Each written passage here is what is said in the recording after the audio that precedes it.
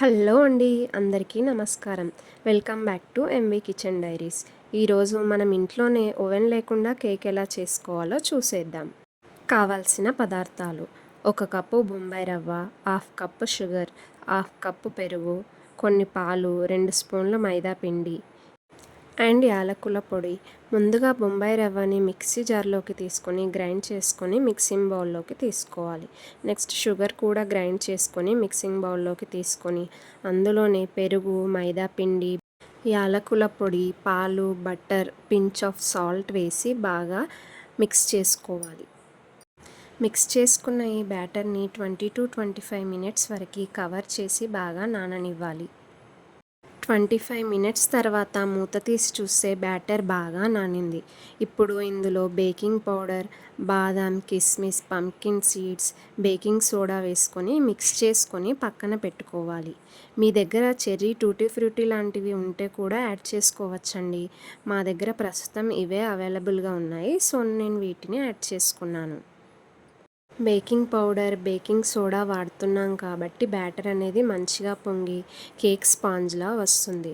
అది లేని వాళ్ళు ఈనోని కూడా యూజ్ చేసుకోవచ్చు.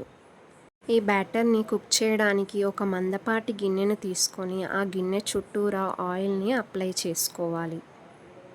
నెక్స్ట్ డస్టింగ్ కోసం గోధుమ పిండి లేదా మైదా పిండి తీసుకొని ఈ గిన్నెలో అడుగున వేసుకొని అన్ని వైపులా స్ప్రెడ్ చేసుకోవాలి. దీనివల్ల కేక్ అనేది గిన్నెకి అతుక్కోకుండా ఈజీగా వచ్చేస్తుంది కుక్ అయిన తర్వాత. ఇప్పుడు బ్యాటర్ని గిన్నెలోకి ట్రాన్స్ఫర్ చేసుకొని స్టవ్ మీద ఒక పెద్ద గిన్నెను ఉంచి అందులో స్టాండ్ని ఉంచుకోవాలి. స్టాండ్ లేని వాళ్ళు స్టీల్ కప్స్ ఉంటాయి కదండి, దాన్ని కూడా స్టాండ్ లాగా యూజ్ చేసుకోవచ్చు. ఈ గిన్నెని 5 నుండి 10 నిమిషాల వరకు బాగా వేడెక్కనివ్వాలి. వేడెక్కిన తర్వాత కొన్ని నీళ్ళని పోసుకోవాలి. ఇదే గిన్నెలో ఇప్పుడు మనం కేక్ బ్యాటర్ని తీసుకున్న గిన్నెని ఉంచి దాన్ని కవర్ చేయాలి. కవర్ చేసిన తర్వాత ఈ కేక్ బ్యాటర్ని 30 నిమిషాల పాటు మీడియం ఫ్లేమ్లో బాగా కుక్ అవ్వనివ్వాలి. 30 నిమిషాల తర్వాత మూత తీసి కేక్ అనేది కుక్ అయిందా లేదా అని ఒకసారి చెక్ చేసుకోవాలి.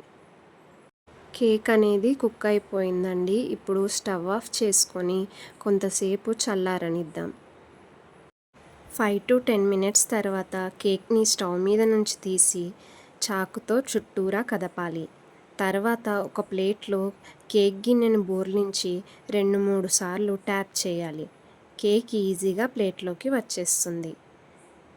అంతే అండి, ఎంతో టేస్టీ అయిన స్పాంజ్ లాంటి కేక్ ఇంట్లోనే రెడీ అయింది. అది కూడా ఓవెన్ లేకుండా. మా ఇంట్లో వాళ్ళందరికీ చాలా నచ్చేసింది.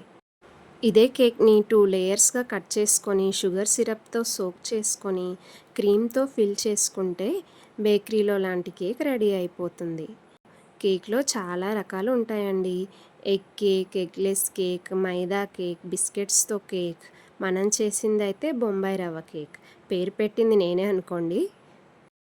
మీరు ట్రై చేసి మీ ఇంట్లో వాళ్ళతో తినిపించేయండి మరి. అండ్ టేస్ట్ ఎలా ఉందో కామెంట్స్లో చెప్పడం మర్చిపోవద్దు. Thank you for watching. Like, share and subscribe to our channel. మళ్ళీ మరొక మంచి వంటకంతో మీ ముందుకు వచ్చేస్తాం. అంతవరకు వెయిట్ చేస్తూ ఉండండి. Bye bye.